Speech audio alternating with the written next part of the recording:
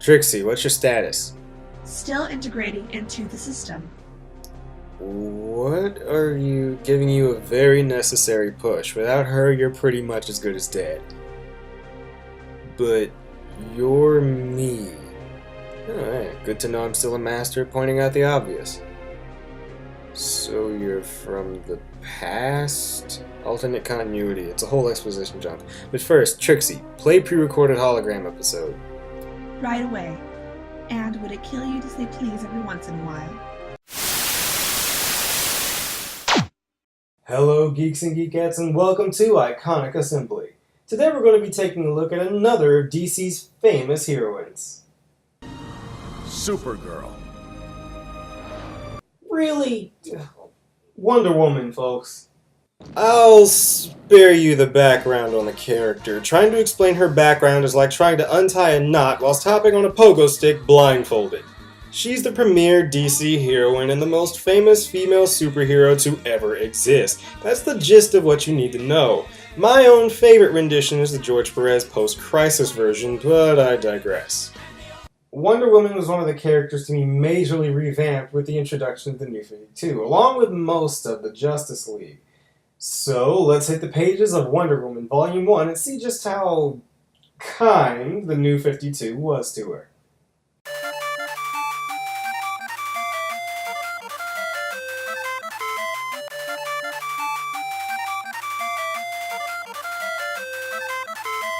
Tougher than Cat's shield, heavier than Thor's hammer, smarter than Tony Stark, even mixed with Bruce Banner.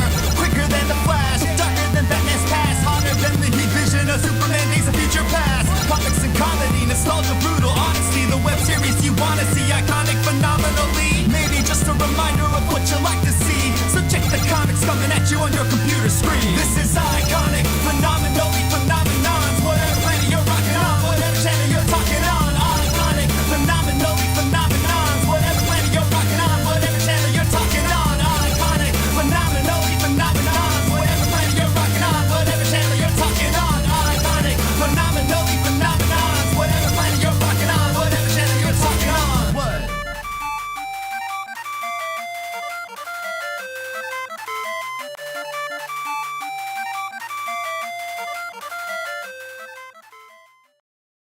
We open up on Singapore because why not? Solstice's big brother is overlooking the city from the penthouse level of some skyscraper with a few girls he met.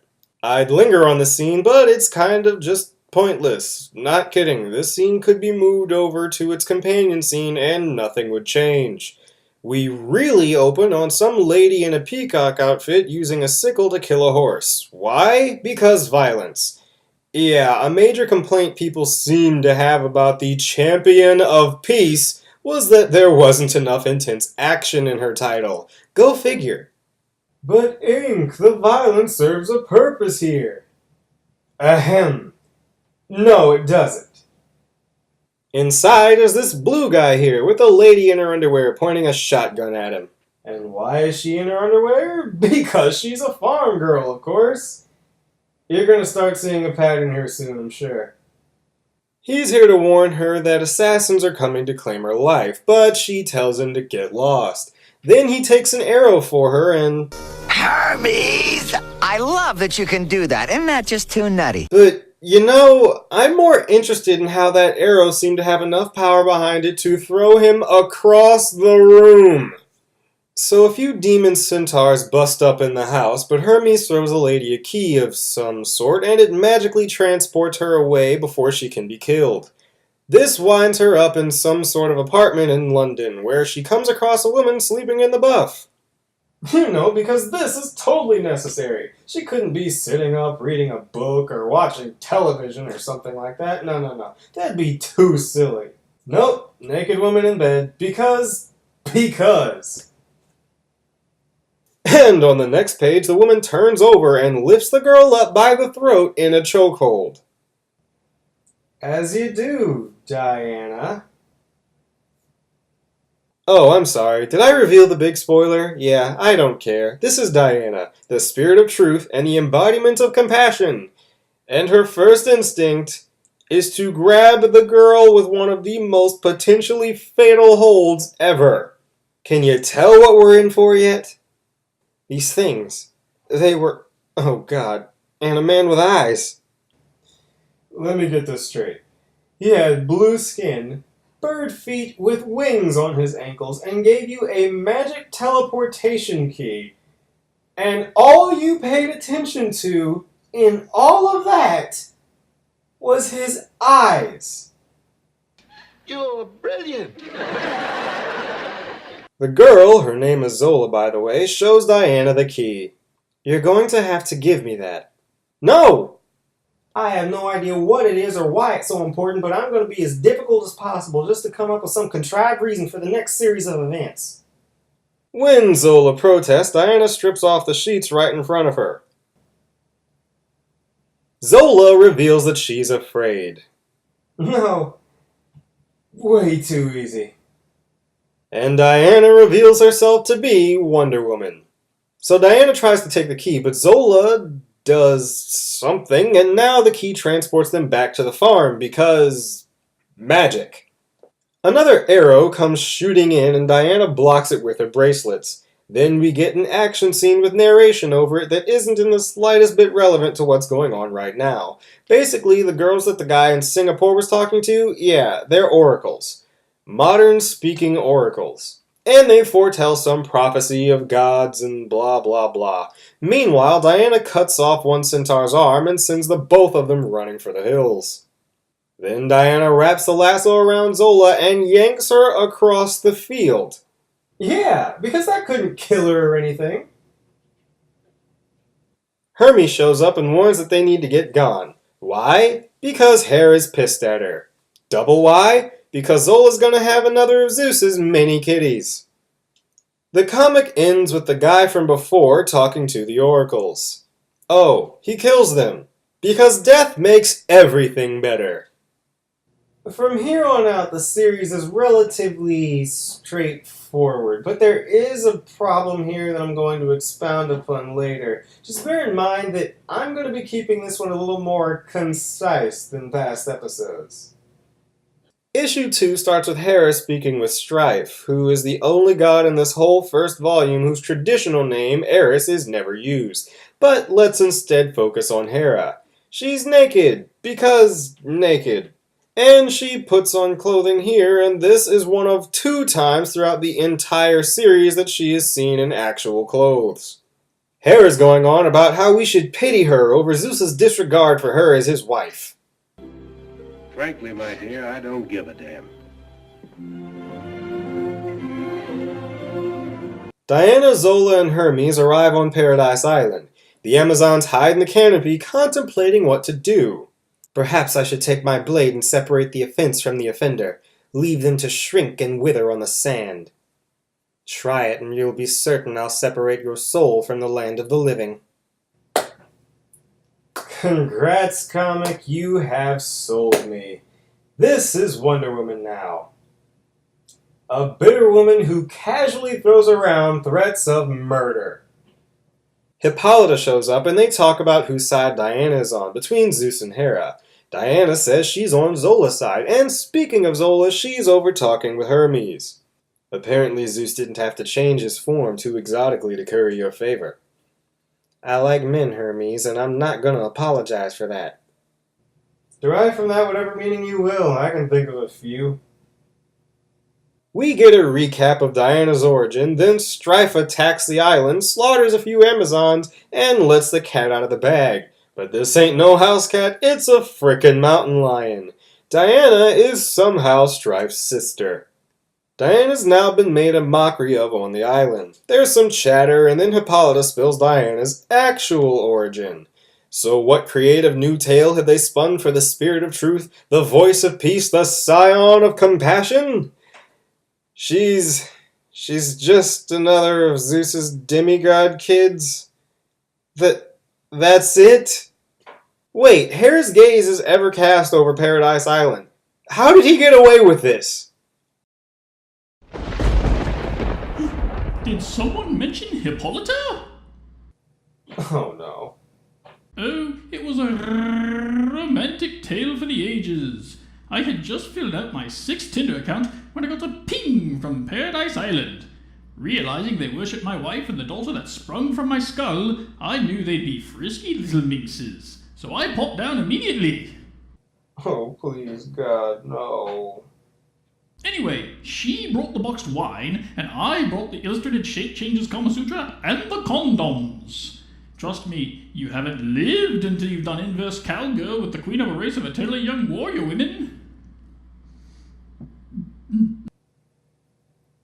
3 guesses who the cow was, and the first 2 don't count. Let me tell you, she was a tiger in the sack. Or was that me? I'm pretty sure it was me. Pay attention, you might learn something. Now, you start by unsheathing what the good Cut the commercial, meat cut the is. commercial, cut the commercial! Now, as a tiger, it's going to be weirdly long.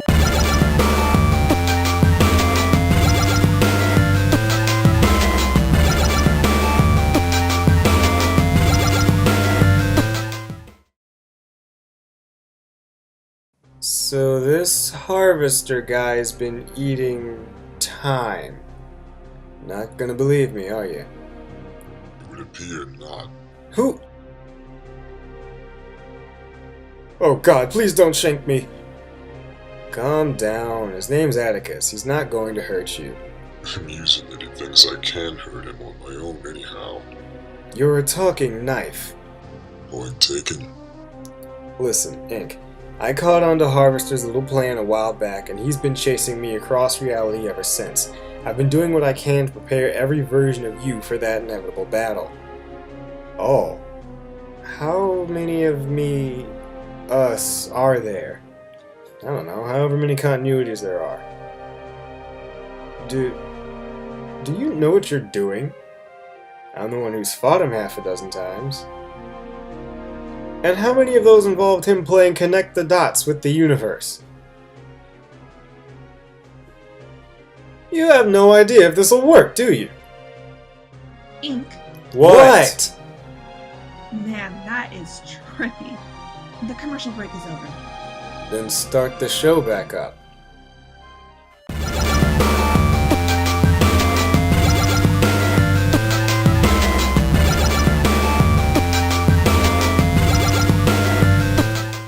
Bobs are not good for condoms, let me tell you.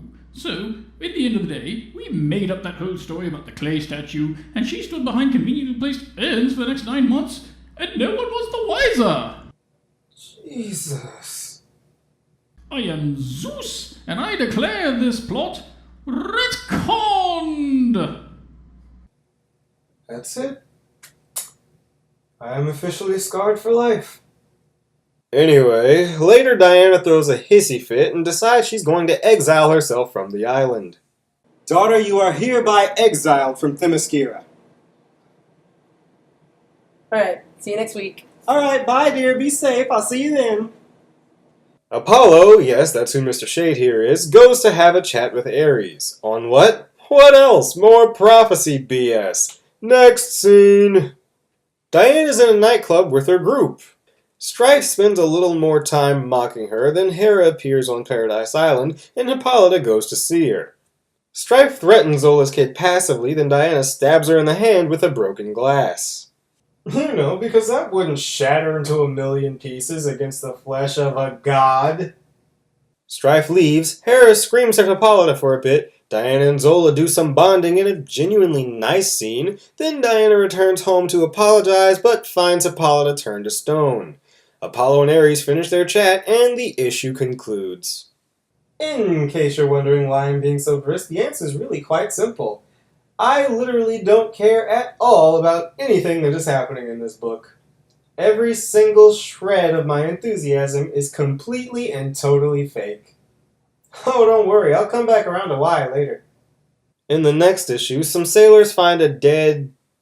I'm sorry, but I never remember what that thing is called. However, it's completely unimportant, so yeah. The scene exists purely to foreshadow the major revelation of this issue.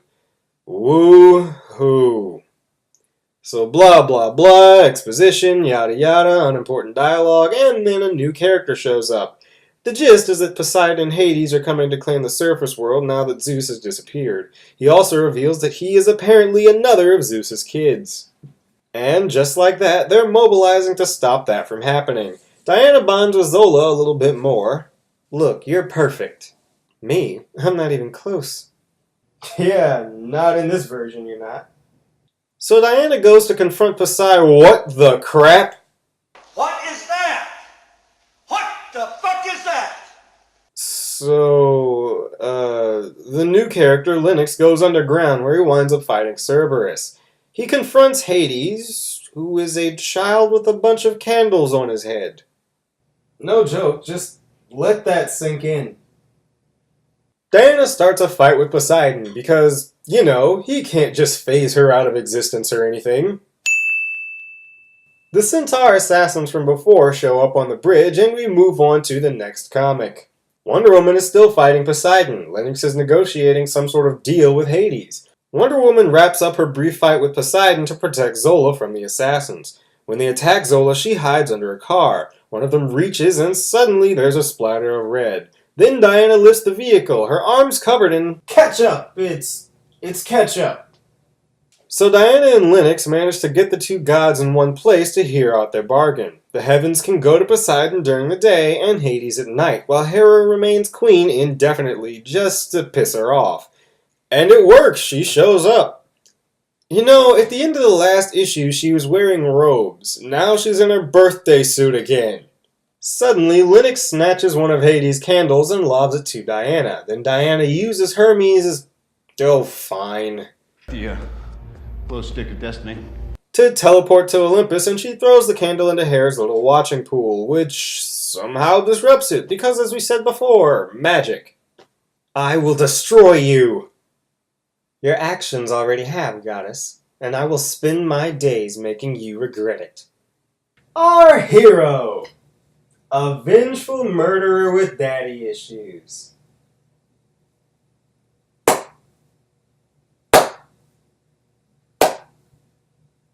The gods leave, but Hades doesn't enjoy being played, so he kidnaps Zola. And that, my friends, is where our comic ends. I said before that I was rushing through this one because I didn't care, and that's half the truth. The other half is that mechanically it isn't bad. As a story in and of itself, it's average, maybe even a little above average. The problem? Wonder Woman herself. This reinvention of the character just outright ignores everything that made her post-crisis incarnation great and unique. She's a hero with a mission, and she takes that mission into her own hands and carves it to work for her. She's the champion of peace, scion of the gods, personification of compassion, and a wise leader on top of being a warrior. And her warrior aspect is meant to be a service. She detests violence, but will get violent if she has to. Make no mistake, she knows more ways to deprettify you than just about anyone in the DC universe. But she's more liable to try and turn an enemy into an ally. Violence is a last resort. Yes, she has killed before, but it is never something she takes lightly. In fact, the first time she did it, she quit acting as Wonder Woman as a result, and went into hiding. And no, I'm not saying that that story was the pinnacle of storytelling for her, or anyone involved for that matter, but it sets a precedent. This is how she treats her work, her mission. But this Diana is just a battle-ready warrioress who is way too eager to go and beat people up. So yippee skippy, we have a darker, grittier Wonder Woman now. Woo frickin' who! Allow me to instead recommend the post-crisis reintroduction to Wonder Woman by George Perez, Wonder Woman Gods and Mortals. It isn't perfect, but this series laid out the framework of who Diana is and who she would become over the years, and most of the 2009 animated series, while also not perfect, borrowed from it heavily. It's in the pages of that series that you'll find my favorite rendition of the Amazons, Diana's origin, and much of the Pantheon. Anyway, thanks for watching, and I'll see you on the next iconic assembly. Ink, just listen. Harvester is coming. I'm trying to prepare you for that. What aren't you understanding? The part where you run away seems a little fuzzy. I'm not running away. Could have fooled me, handing off your powers to the rest of us like you're tagging us into a wrestling match, then hopping into another continuity. Yes, sounds a lot like running away. I wish I could eat popcorn to this. Ink, Harvester's energy signature is getting closer. Already? Alright, I gotta go. Trixie, make sure his defenses are... Funny thing about that, see, this is actually a normal computer and a normal house, so... So no defenses. Yeah, no. This place is totally mundane, sorry. Then fix that. You're supposed to be based on Reaper tech.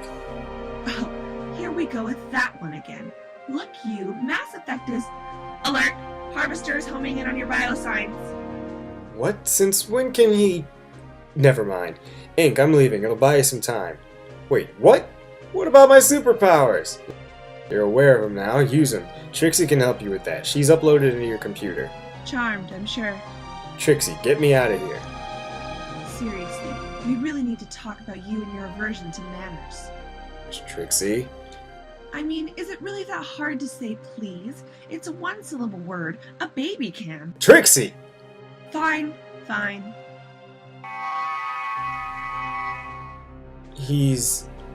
I'm... gone? Yep. But, woo, you have superpowers now. Happy day and all those good things.